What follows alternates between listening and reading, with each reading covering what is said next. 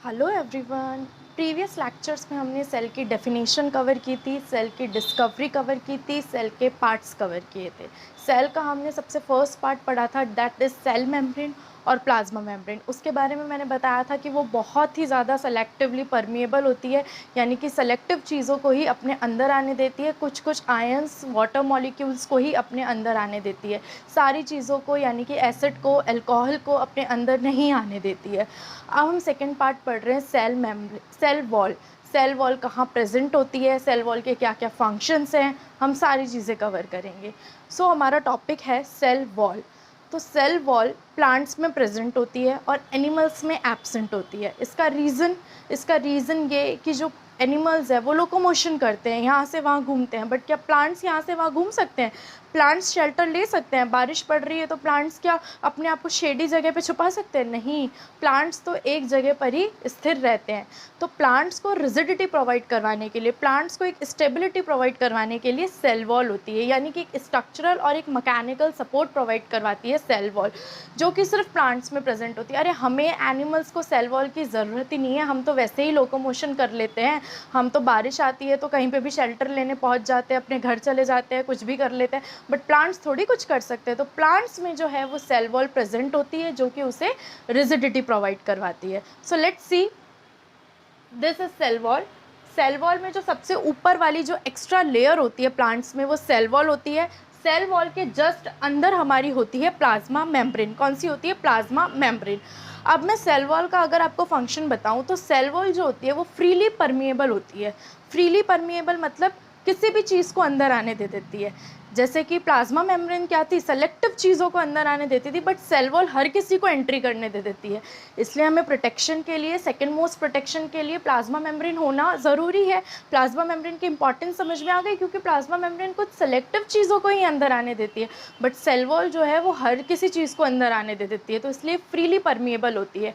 और ये non living होती है। कैसी होती है? नॉन लिविंग होती है, और ये सेल्यूलोज से मिलकर जो है वो बनी हुई होती है। तो सेल वॉल सेल्यूलोज से मिलकर बनी होती है, सेल वॉल फ्रीली परमिएबल होती है, एंड सेल वॉल जो है वो नॉन लिविंग होती है। तो ये सबसे ऊपर वाली अपनी हो गई सेल वॉल, यानी कि प्लाज्मा मेम्ब्रेन के ऊपर एक एक्स्ट्रा लेयर होती है प्लांट में, जिसे हम क्या बोलते हैं? Cell wall.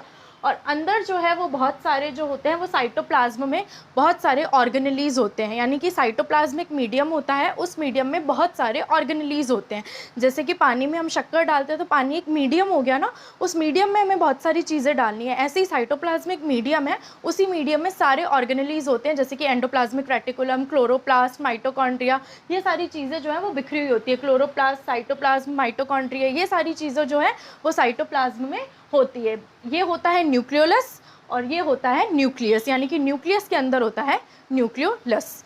तो हमें सेल वॉल एकदम क्लियर हो गया। सेल वॉल जो है वो प्लांट्स को क्या प्रोवाइड करवाता है? रिजिडिटी प्रोवाइड करवाता है।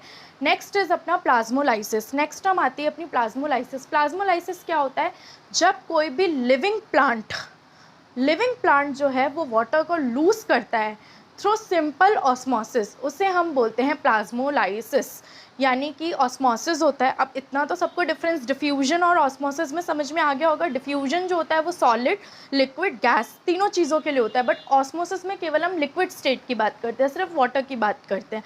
तो एक लिविंग प्लांट क्या करता है? अपने अंदर से जो पानी है उसको खो देता है, एकदम ऐसी पोजिशन में आ जाता है थ्रू सिंपल ऑस्मोसिस, उसे हम बोलते हैं प्लाज्मोलाइसिस। जैसा मैंने डिक्टेट किया है, when a living plant loses water, जब लिविंग प्लांट वाटर को लूज करता है through osmosis, there is a shrinkage of the contents of the cell from the cell wall. तो सेल पहले ऐसी थी तो वो कैसी हो जाती है? एकदम इस तरीके से कैसी हो जाती है? श्रिंक हो जाती है, क्योंकि उसमें से पानी क्या हो गया? लूज हो गया।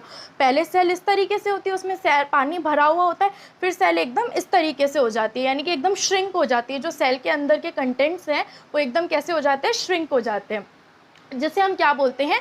प्लाज्मोलाइसिस बोलते हैं। जैसे कि पानी जो है वो सराउंडिंग में, यानी कि आप अज्यूम कर सकते हो एक हाइपोटोनिक सिचुएशन। हाइपोटोनिक सिचुएशन में क्या होता है कि सराउंडिंग में जो हमारा पानी है वो ज़्यादा होता है, और जो सल्यूट होता है, यानी कि सल्यूट से आप समझ सकते हो चीनी, है ना, जो भी चीज़ हमने डिज़ोल्व की, यानी कि हाइपो का मतलब जो सल्यूट है वो कम है और जो पानी है वो सराउंडिंग में ज़्यादा है। तो सराउंडिंग में पानी ज़्यादा है तो वो कहाँ चला जाएगा? सेल के अंदर चला जाएगा। तो सेल के अंदर जब चला जाता है तो सेल क्या हो जाती है? एकदम फूल जाती है। तो सेल जब फूलती है तब वो हाइपोटोनिक सिचुएशन होती है। तो अब क्वेश्चन आता है, जब सेल अपनी बहुत ज़्यादा फूल जाती है तो क्या सेल फट जाती है? क्या सेल फट जाती है? नहीं, सेल फटती नहीं है भाई। सेल वॉल किस लिए है? सेल वॉल मैंने आपको बताया ना, रिजिडिटी के लिए है। तो सेल के अंदर कितना भी पानी आता जाए तो सेल वॉल, जो सेल है वो फटती नहीं है। क्यों? क्योंकि उसमें सेल वॉल होती है। जैसे फॉर एग्जांपल मैं गुब्बारे में बहुत सारा पानी डाल दूँ तो वो सेल के ऊपर प्रेशर डालता है, यानी कि वो गुब्बारे के ऊपर प्रेशर डालता है, तो वो जो गुब्बारा है वो एकदम से फूट जाता है। अगर आप उसमें होली के दिन आप गुब्बारे में पानी डालते हो तो जो गुब्बारा है वो जल्दी से फूट जाता है। पर जैसे ही हाइपोटोनिक सिचुएशन में जैसे ही वाटर सेल के अंदर आएगा तो क्या सेल फट जाएगी? नहीं, जो सेल वॉल है वो भी उसके ऊपर इक्वल प्रेशर डालती है, जिसकी वजह से जो हमारी सेल है वो फटती नहीं है। तो सेल वॉल का फंक्शन आई होप आपको बहुत अच्छे से क्लियर हो गया होगा। Thank you.